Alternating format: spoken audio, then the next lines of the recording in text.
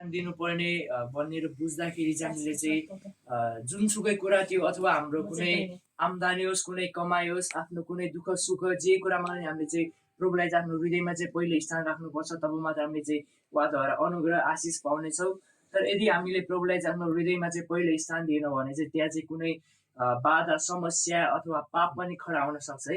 जस्तै हामीले उत्पत्ति 4 रहेको यो कैन र हाबिलको घटनालाई पनि हामीले लिन सक्छौँ, जसमा चाहिँ कैनले चाहिँ आफ्नो भाइले चाहिँ मारेको बारेमा चाहिँ रहेको छ। यसमा चाहिँ हामीले चाहिँ हेर्दाखेरि चाहिँ हाबिलले चाहिँ आफ्नो त्यो भेडाको पाठारोदेखि चाहिँ पहिलो ब्याएको त्यो पाठालाई चाहिँ प्रभुलाई चाहिँ भेटिन्छ रहेछ र प्रभुले चाहिँ त्यो हाबिलको भेटीलाई चाहिँ उहाँले चाहिँ ग्रहण गर्नुहुन्छ। तर के हुन्छ भन्दाखेरि चाहिँ कैनले चाहिँ आफ्नो पहिलो अगौटे फल आफ्नो त्यो खेतीहरूदेखि चाहिँ प्रभुलाई दिँदैन। त्यही भएर प्रभुले कैनको बेटीलाई चाहिँ ग्रहण गर्दैन। त्यसकै रिसमा चाहिँ कैनले चाहिँ हाबिललाई चाहिँ मार्न पुग्छ र बाइबलकै इतिहासमा चाहिँ पहिलो मानव हत्या हुन जान्छ र हामीले चाहिँ हेर्न सक्छौँ त्यहाँ चाहिँ पाप खडा भएको छ। र हामीले चाहिँ यस वचनद्वारा चाहिँ के बुझ्छौँ भन्दाखेरि चाहिँ प्रभुले चाहिँ हाम्रो पहिलो भेटीलाई मात्र ग्रहण गर्नुहुन्छ। यदि हामीले उहाँलाई आफ्नो पहिलो अगौटे फल बाहेक अरू बेला चढायो भने चाहिँ उहाँले त्यो ग्रहण गर्नु हुँदैन, किनकि प्रभु चाहिँ त्यसको लायक चाहिँ हुनुहुन्न। उहाँ चाहिँ हाम्रो पहिलो अगौटे फलको चाहिँ उहाँ चाहिँ लायक हुनुहुन्छ। आमेन। यसै गरी अब हामी अर्को चाहिँ उत्पत्ति 22 मा रहेको घटनालाई पनि हेर्न सक्छौँ, जसमा चाहिँ अब्राहम र इसाकको बारेमा रहेको छ। आमेन। त्यसमा चाहिँ जसरी प्रभुले चाहिँ अब्राहमलाई चाहिँ 100 वर्षमा जन्मेको इसाकलाई चाहिँ बलिदान गर्न भनी चाहिँ अब्राहमलाई चाहिँ आज्ञा गर्छन्। तब चाहिँ अब्राहमले चाहिँ केही नसोचिकन चाहिँ आफ्नो छोरालाई चाहिँ त्यो बलिदानको लागि लान्छन्, किनभने अब्राहमले चाहिँ आफ्नो हृदयमा चाहिँ आफ्नो छोरालाई चाहिँ आफ्नो प्रभुलाई चाहिँ राख्नु भएको थियो।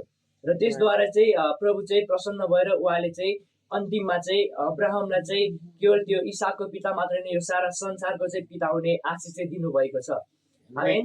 हामीले चाहिँ यस वचनद्वारा चाहिँ के बुझ्छौँ भन्दाखेरि चाहिँ जब प्रभुलाई चाहिँ हामीले आफ्नो हृदयमा पहिलो स्थान दिन्छौँ तब चाहिँ हामीले आशिष पाउनेछौँ। आमेन। अब यसै गरी हामीले चाहिँ अर्को चाहिँ लुका 10:38 देखि 42 सम्म रहेको तपाईहरु नपढौँ, म त्यसलाई एक्सप्लेनै गर्दै जानेछु। जसमा चाहिँ मरियम र मार्थाको नि घटना रहेको छ। जब चाहिँ प्रभु यीशु चाहिँ मरियम र मार्थाको घरमा जानुहुन्छ तब चाहिँ मार्था चाहिँ आफ्नै सेवा आफ्नै कार्यमा लागेको छ र मरियमले चाहिँ प्रभुको वचन सुन्न भनिकन चाहिँ प्रभुको छेउमा बसेको छ। जब पछि चाहिँ मार्था आएर प्रभुलाई पनि मरियमलाई चाहिँ मलाई काममा सघाउ भनिकन तपाईँले आग्रह गर्नु भन्छ, तब चाहिँ प्रभुले चाहिँ मार्थालाई पनि तिमी पनि मरियमसँगै बसेर मेरो वचन सुन भन्नुभएको छ। जसद्वारा चाहिँ हामीले चाहिँ के बुझ्छौँ भन्दाखेरि चाहिँ बाहिरको संसारिक कुरा संसारिक कामहरू भन्दा चाहिँ प्रभुको वचन चाहिँ असल उत्तम र हाम्रो निम्ति चाहिँ महत्त्वपूर्ण छ। आमेन। अब यसै गरी हामी चाहिँ अर्को चाहिँ मेरो वचन चाहिँ मोबाइलमा छ, मत्ती 4:18 देखि 22 चाहिँ हामी हेरौँ पढौँ। हजुर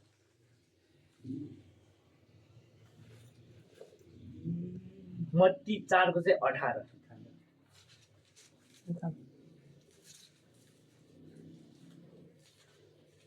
मत्ती 4:18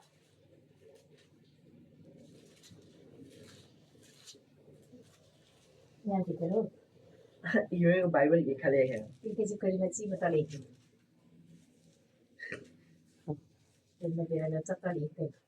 पढिदिनेछु।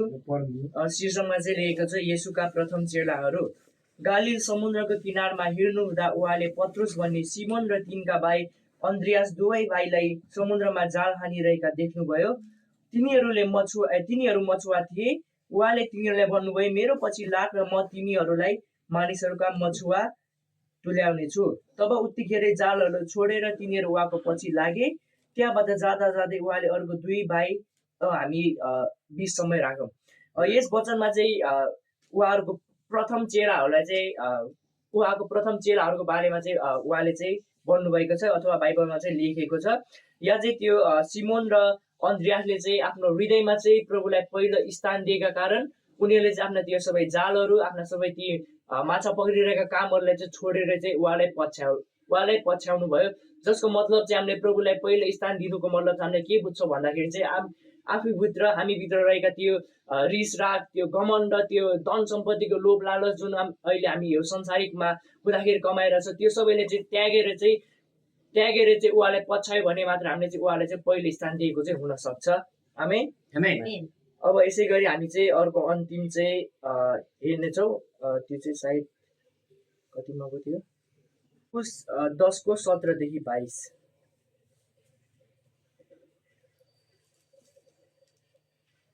हेर्न सक्छौ म आफै पढिदिनेछु यसो बाटोमा जाँदै हुनुहुँदा एकजना मानिस दौडेर आई उहाँको लागि घोडा टेक्यो र उहाँलाई सोध्यो हे असल गुरु अनन्त जीवन प्राप्त गर्नलाई मैले के गर्नुपर्छ यसुले त्यसलाई भन्नुभयो तिमी किन मलाई असल भन्छौ एकमात्र परमेश्वर बाहेक अरू कोही असल छैन तिमी आज्ञाहरू त जान्दछौ अर्थात् हत्या नगर्नु व्यभिचार नगर्नु नचोर्नु झुटा गवाही नदिनु नठग्नु आफ्ना बुवा आमालाई आदर गर्नु अनि त्यसले उहाँलाई भन्यो गुरुजी यी सबै त मैले मेरो युवा अवस्थादेखि नै पालन गरेको छु यसुले त्यसलाई हेर्नुभयो र त्यसलाई माया गरेर भन्नुभयो तिमीलाई अझ एउटा कुराको अभाव छ जाऊ र तिमीलाई जे जति छन् बिक्री गर र गरिबहरूलाई देऊ र तिमीलाई स्वर्गमा सम्पत्ति मिल्नेछ अनि आएर मेरो पछि लाग तर त्यस कुराले त्यसको अनुहार उदासिलो भयो र दुखित भएर गइहाल्यो किनभने त्यससित धेरै सम्पत्ति थियो अनि वरिपरि हेरेर यसुले आफ्ना चेलाहरूलाई भन्नुभयो